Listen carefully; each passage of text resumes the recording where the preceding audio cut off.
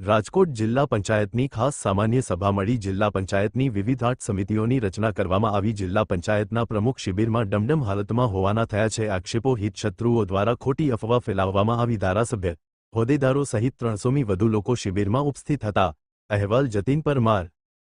આજની સામાન્ય સભા ખાસ સામાન્ય સભા રાખવામાં આવેલ હતી અને એમાં ખાસ તો બધી સમિતિઓની ઘણી અને સમિતિની રચના કરવાની હતી જે અમે 8 સમિતિ છે એની રચના કરવામાં આવી અને બીજો એક મુદ્દો હતો કે જુદા જુદા કામને જે બહાલી આપી એને મુદત વધારે આપવાનો હતો એ બે મુદ્દા ખાસ હતા અને એ બે અમે મુદ્દા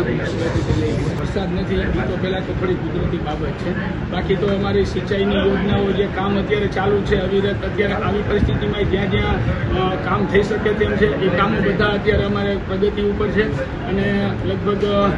મને નથી લાગતું કે હવે અમુક વિસ્તાર બાકી છે બાકી 80% વિસ્તારોમાં સારી વાવણી લાયક વરસાદ થઈ ગયો છે રોડ રસ્તા રિપેરિંગ માટેની તો અમે કાર્યવાહી લગભગ અમે જ્યારથી